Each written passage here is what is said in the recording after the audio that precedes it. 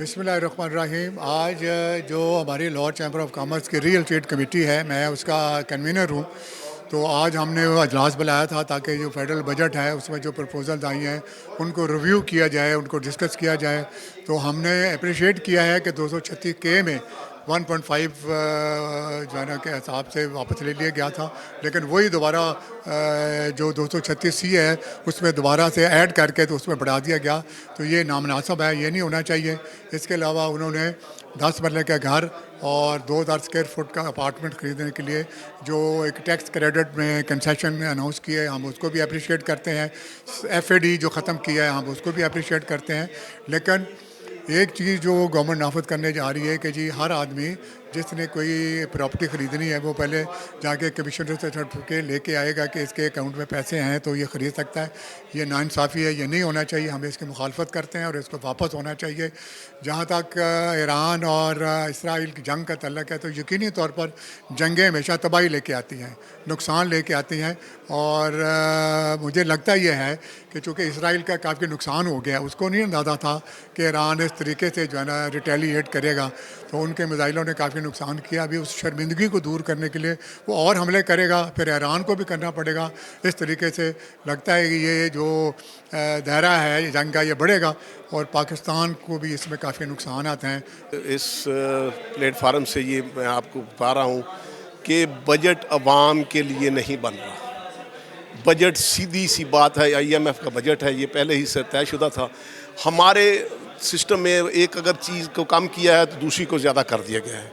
हमारा एक टैक्स कम किया, दूसरा बढ़ा दिया। हम तो वहीं खड़े हैं, हमारे लिए तो वही प्रॉब्लम है। हमारे लिए तो वो चीज़ नहीं है जो मतलब होनी चाहिए।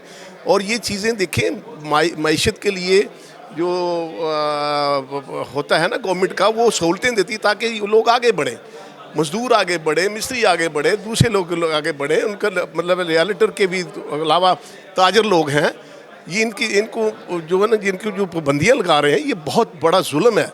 और ये अगर एक बंदे ने प्रॉपर्टी खरीदनी है, वो पहले जाए और इनकम टैक्स कमिश्नर से जनाब इजाज़त लेकर, ये तो फिर रिश्वत के दरवाजे खोल जाएंगे।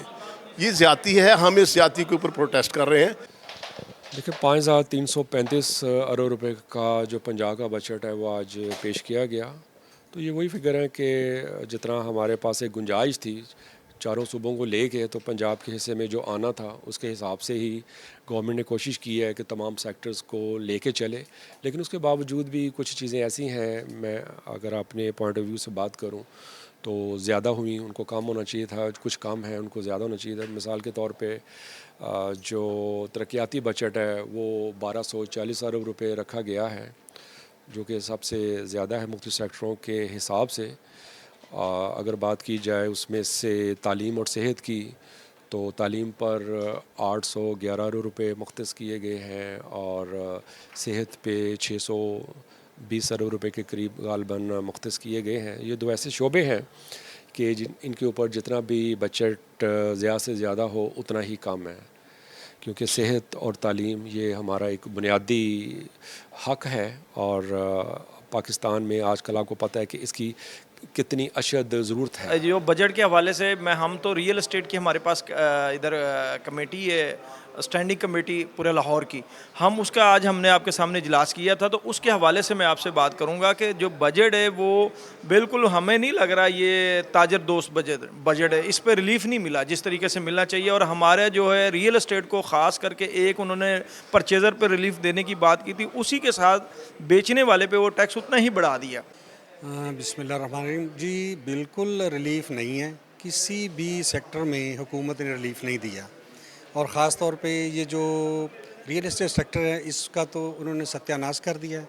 मतलब वो जो एक पार्टी से पैसे थोड़े कम किए हैं वो दूसरी को तो ऊपर डाल दिए हैं, तो उससे कारोबार चलेगा नहीं, कारोबार और बैठेगा।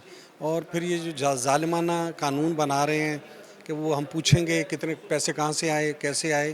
पहले आप अपने बारे में तो बताएं, आपके पास पैसे कहाँ से आया, जो बाहर आपकी जायदाद वहाँ कहाँ से आई। आप गरीब आदमी को जीने का हक़ क्यों छीन रहे हैं। मेहरबानी करें, ये बजट जो है वो अवाम फ्रेंडली करें, जिससे जो कारोबार चलें। कारोबार कोई नहीं चल रहा,